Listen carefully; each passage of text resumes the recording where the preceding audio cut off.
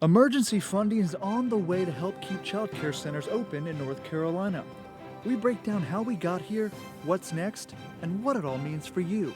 This is State Lines. Quality public television is made possible through the financial contributions of viewers like you, who invite you to join them in supporting PBS-NC.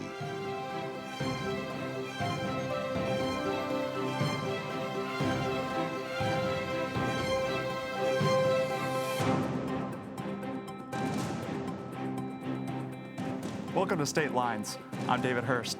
Joining me today is Candace Witherspoon with the North Carolina Department of Health and Human Services, Iruka with the UNC Gillings School of Global Public Health, and Anna Gassman-Pines with the Duke Sanford School of Public Policy. Welcome to you all. Happy 4th of July week. Thanks. Same to you. Lots of fireworks on this topic, childcare. The federal government gave states billions of dollars in pandemic relief funds to help stabilize the childcare industry. As of July 1st, that federal funding is gone, leaving North Carolina facing what's been called a child care funding cliff. But just last week, state lawmakers approved $67 million in stopgap funding, preventing us, at least temporarily, from falling off that cliff. We'll chat about the impact of that funding, but first, Candace, bring us up to speed. What happened last week at the General Assembly with this funding?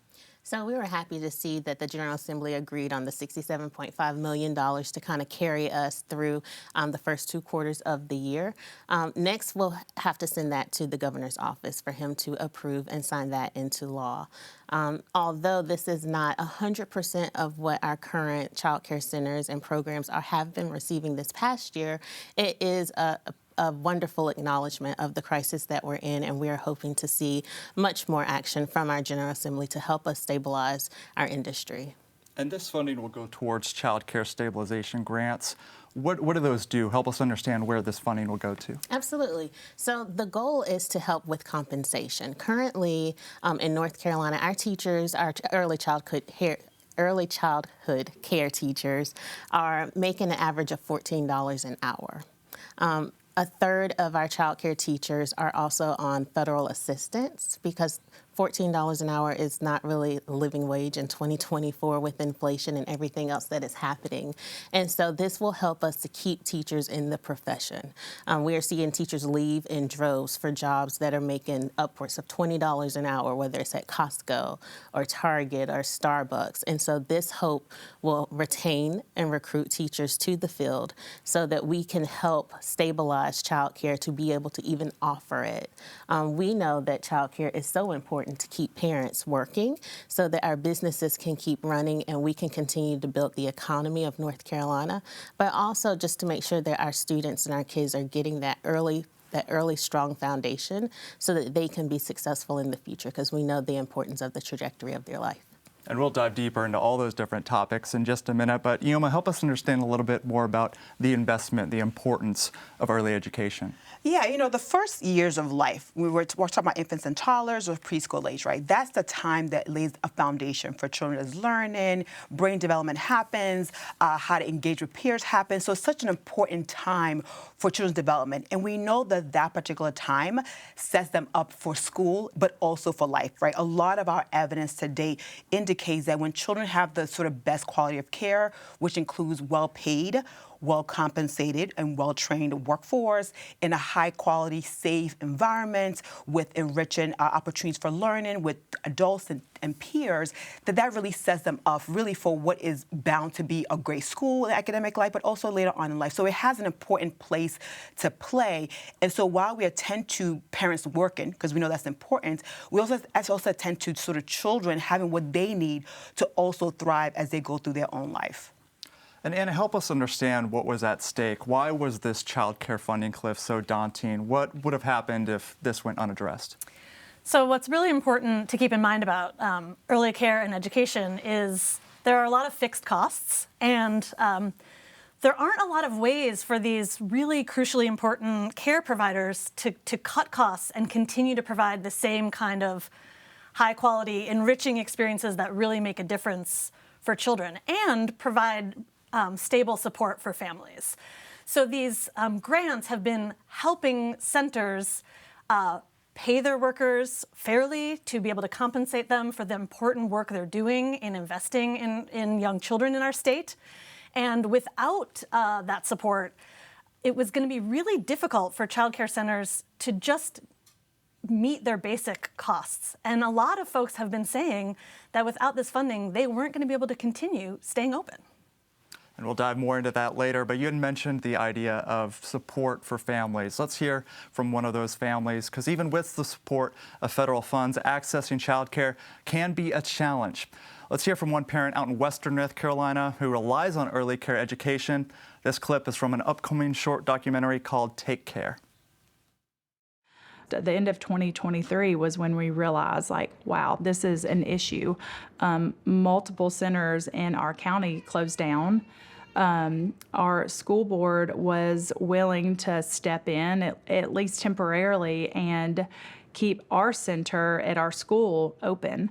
Had they said no, I would have to call the other two centers and get on a waiting list that I'm sure is a mile long, because two centers alone in a county can't take everyone's kids. So if there's no childcare, you travel to find childcare, or you stay at home, or you move. You move to somewhere that does offer childcare. And I saw you nodding during that clip. How common are stories like that? I mean, I think that there have been stories like this around our state where parents are working, trying to do right by their family, make sure they have enough to meet their children's needs, to meet their family's needs. And one of the key pieces of that puzzle for so many families is childcare that is available, reliable, and something that parents can use so that they can support their families. And Candace, that was a rural mother. What are the additional obstacles, challenges for families in rural communities? So our rural communities often have, they experience childcare deserts is what we like to say and call it. And that is simply there are not enough options for childcare. There are fewer centers or programs offered in rural counties sometimes, and there are more children that need the services than there are slots or spaces for those children. Additionally, I think what we're finding is a lot of our numbers and calculations underestimate the cost of rural care because they think it is a massive difference in the numbers between rural and urban. But when you break down the costs of operations and income and all of those different things, the gap is really not that big. And what's driving that, do you think? I really don't know. I don't know if it's a perception that because, it's not a big metropolitan area that the cost of living is so much lower that we can drastically cut those numbers. I believe it's probably a combination of a little bit of all of those things. And if you guys, ladies, have anything to add to that. If you think about it, it's a supply and demand issue in many ways, right? So we have seen sort of a drop, particularly in home-based childcare, which is one of the ways of offering high-quality care, in particular in rural communities, is some of the sort of home-based childcare. And they've seen a significant drop, say, compared to our centers in schools, or centers at least at the minimum. And so when you have fewer slots available, then you're having to sort of make some decisions. And I think it's really even to the workforce issue. Don't forget that the $14 an hour that the educators are making now in childcare is more of a recent phenomenon. Right? A lot of them are making $11, $10. So we're only coming up to almost sort of livable wage in more recent times. And so there's almost a cost issue that they're having to we have to catch up with in many ways. And a lot of those operators will actually operate on the negative side of things in many ways. And that has actually stretched a lot of families, particularly in the rural communities in many ways. It stretched the providers, it stretched sort of the families and all those folks. So I think in many ways we're coming to bear with some of the decades of underfunding in childcare, and that's really the issue even today. And what other communities or populations may be at risk as well? I would say I would say infants and toddlers, right? We have seen, the thing about it is that people try to, I hate to use the word, but subsidize sort of preschool age, right? You need older kids, right, to almost pay for infants and toddlers. So we have really a low number of infant toddler care, which is really important. For children with disabilities, right, they have sort of specific and specialized needs, may not be as available, or educators and workforce who may have those specialties in many ways. And so there are subgroups of children who don't have access, even our children living in low income. So think about about it, at least in North Carolina and also in other places, if you're lower income, your access, your affordability is an issue, right? So if you are a provider, you're likely to take sort of the slot for those who can afford it. And if you can't afford it, you take what's available or you sort of cobble together the options you can have, right? So we do know that certain groups of families are likely to have less access to care.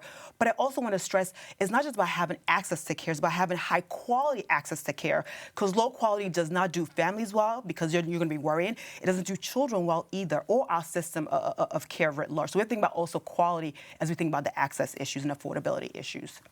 And the theme of quality child care centers has come up. The employees, the turnover rate has come up. Let's hear from a child care center director, because many of these child care centers, they rely on subsidies, keep things affordable for parents.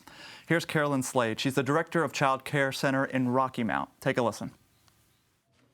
When we did not have the support and the financial support from the state on the stabilization level, and we were just getting funded off of what we were doing, it was a struggle. Because you depend on children, numbers, how many kids you have enrolled. But if we have that backing, that cushion, that financial support, that there is funding for teachers to be adequately paid, because we'll lose and have lost a lot of our teachers to the school system. And not only to school system, to Cummins, Pfizer. We can't match the pay with the reimbursement that we're getting from the state. And Anna, we've talked about a little bit teacher turnover. Ms. Slade just mentioned it right there. Why is it so difficult to attract and retain teachers in the early childhood space? Yeah, I mean, I think it comes down to wages is the biggest thing. As Iheoma mentioned, it's only recently that early childhood educators have even been paid something getting a little bit close to maybe a livable hourly wage. But for a long time, the wages were so low that early childhood teachers, many of whom are parents themselves, weren't even making enough in those jobs to be able to support their own families. And so I think that's one of the really most crucial issues for us all to be thinking about is what are the steps we can take to try to continue to increase wages for these really important educators. And Candace, one of the goals of this stopgap funding is to supplement, increase the teacher pay. How far will that $67 million go? So right now, that $67 million is only going to give them 75% of their current rate that they're getting. So we're still going to see some of the effects of not fully funding the child care gap. That will result in child care centers closing, programs closing, and which will further increase the gap in parents having options and availability of high quality care.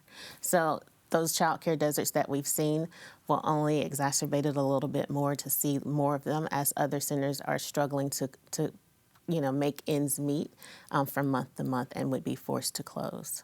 And I was just going to quickly say, too, is that, our child care educators and workforce, they want to be there, right? So the issue of retention is not that they don't want to be. Many of them are there for decades at a time, are part of the community. They really bring everybody together. So they really want to be there. But you cannot be there if you're literally not able to sort of pay for your own basic needs, as Candace said already. A third are on public assistance, right?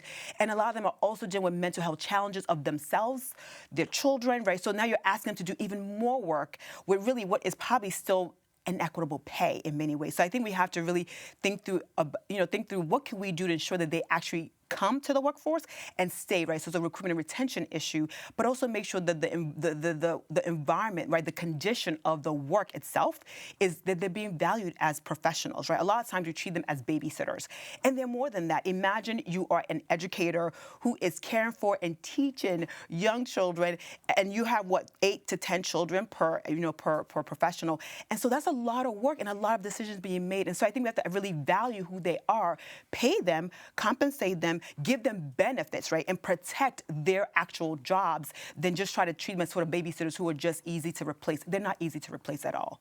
And if I could just build on that as well, I mean, if you think about a center director who's sitting with their books and trying to figure out how to make this work, I mean, you think about Ms. Slade, who we just heard from, right? She has a limited set of choices without this additional grant support, right? So she could cut teacher pay, but if she does that, then there's going to be a cascade of problems that we've been already talking about.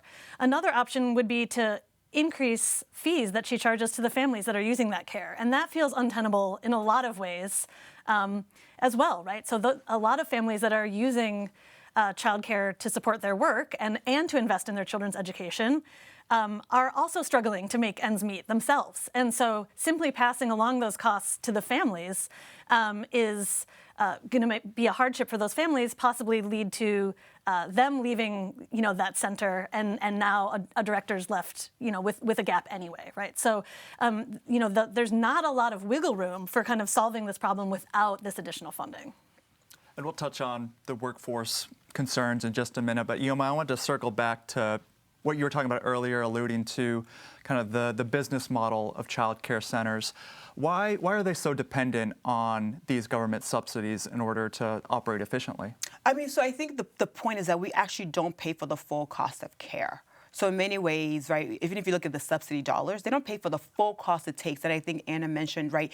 Even just the workforce is your biggest sort of cost in many ways. And then on top of that, parents are paying as much as they can, right? We know that the federal government tried to sort of say you shouldn't pay more than 7% of your take home, right, to child care. But we know a lot of families are paying a lot more than that, close to 25% in some instances of their take home pay. So a lot of it is really just is the economic of scale that we haven't fully invested in the structure of early care education. So in many ways, you have childcare, which is funded through, CCDBG, our Child Care Development Block Grant, and then you also have your pre-K, which is funded through state dollars for the most part, or you'll have like Head Start, which is federal. So we actually have sort of what I would say is a bifurcated system of care, where parents are having to sort of put a bunch of them together, but they have different funding streams, different sort of workforce expectations, different standards. You have to meet curriculum standards, you have to meet teacher standards. So there's a lot of, so for childcare, there's a lot of standards to be met. And each of those standards have a cost associated with them. And in many ways, our subsidy and other sort of dollars don't actually fully compensate for all the expectations of having a high quality, sort of safe childcare. And they're operating more than 24 hours. Some of them are 24 hours a day, right? So some of them are working more than 12 hours, right? So to me, it's really that we're actually asking the providers, the operators, to actually pay for a lot of the infrastructure that really should be part of what states and federal government actually build. It's a complicated system. and there aren't really a lot of ways for centers to be more efficient, right? So they can't change their staffing ratio. None of us would want an infant care provider to double the number of infants that one adult is looking after. None of us in the state of North Carolina would be happy with that. It wouldn't be safe for those babies. It wouldn't invest in their development, and it would be an incredible strain on that provider. So, again, with meeting all of these health and safety standards, quality standards, curriculum standards, there aren't a lot of ways that these providers can adjust their business model to cut costs. I'd like to just kind of expand on the topic of increasing those rates for parents as well. North Carolina is one of 33 states and D.C. where the cost of infant care is more expensive than the cost of in-state college tuition by 28.9%. And the difference is parents have 18 years to save up for college, whereas parents that are paying for infant care are often very early in their career, and they have not had that time to save up that money. And so because of that, we are seeing a lot more parents leaving the workforce, which is having a huge impact on North Carolina's economy. And perfect segue, Candace, just like we drew it up. Let's hear from one of those workforce leaders. We chatted with David Ferris. He is the CEO and president of the Rocky Mount Chamber of Commerce. Take a listen to what he has to say about the topic. If we're bringing in, let's say, a Pfizer or Cummings or Poppies or something like that to Rocky Mount, we've got to be able to attract the workforce here.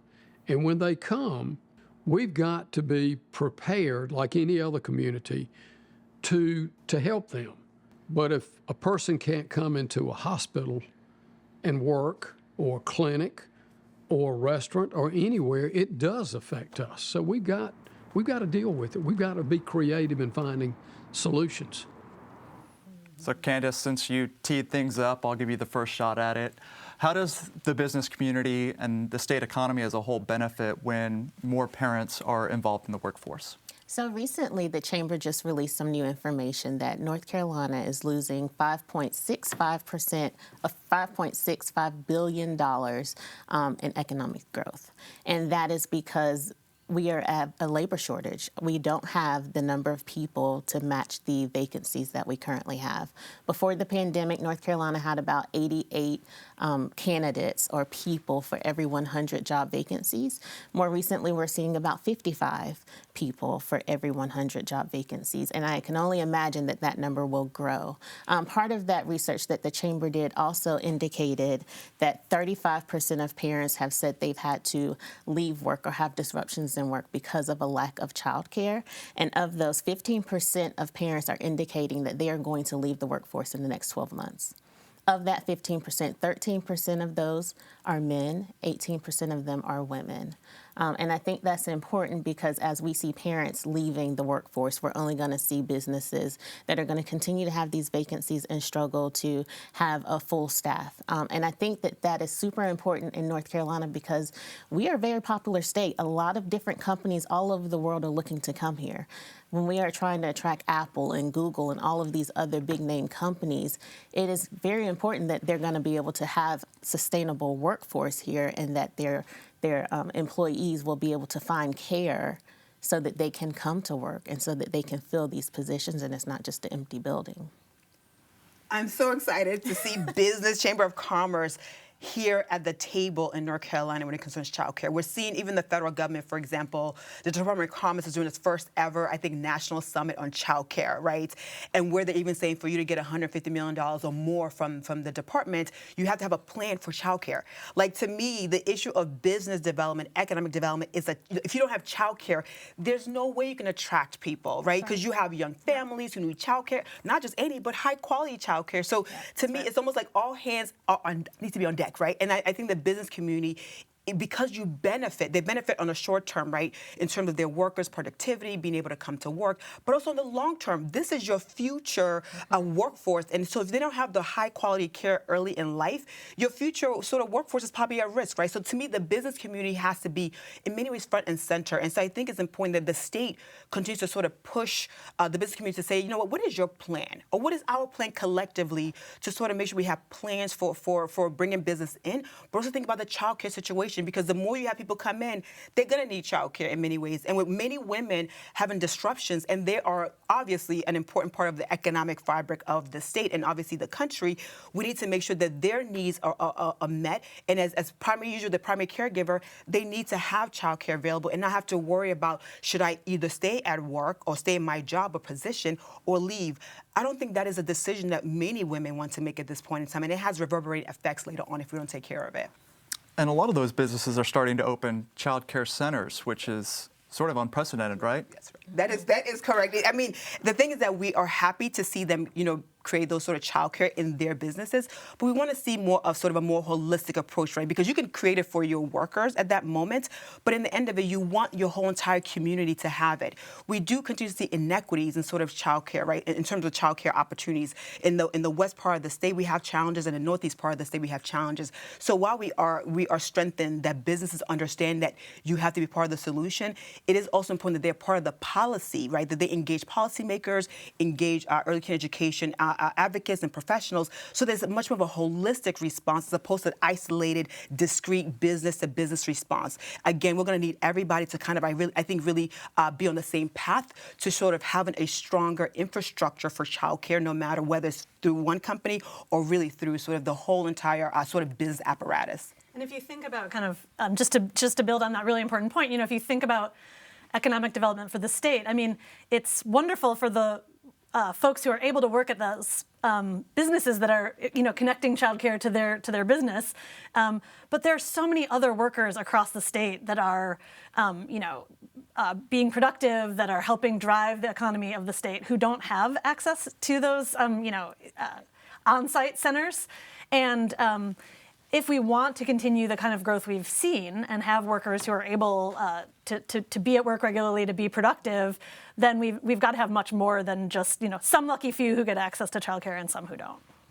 And we've got about 90 seconds left, so I want to end on a positive note. We kind of talked a little bit about solutions. So each of you take about 30 seconds to share with me a solution or an innovation or something that's working well or something that you think may work well in our state to increase access to child care in North Carolina. So I will start. Like I said earlier, we are thrilled that the General Assembly has acknowledged that this is a crisis, and we are just hopeful that they will continue to come back and work on helping us to cover the gap so that we can keep child care programs open, we can keep parents in the workforce, and we can keep businesses running. And I'll just say that we are seeing some innovation. I think North Carolina is actually testing one of them out, which is sort of the three-way, where basically you have businesses pay for some of it, the cost is state and parents, right? But we want to make sure that the cost for parents is still really at the 7% or lower in terms of their income. And so we are seeing much more of this sort of cross partnership happening that I think is really important. The others, we have to continue to make sure that people are able to make livable wages in many ways. In the end of it, we need more income coming into families and into businesses in order for them to thrive. Yeah, and I think I'll just add to both of those excellent points that it seems like maybe we're at a moment where there is more cross-sector collaboration and thinking together about why it's a smart investment to put more dollars into childcare. It's because it's both investing in parents' ability to work and be productive workers in our state, but also it's investing in children's development and education, which is going to have long-term benefits for all of us. Well, thank you all for joining us, and thank you at home for watching. We'll see you next time.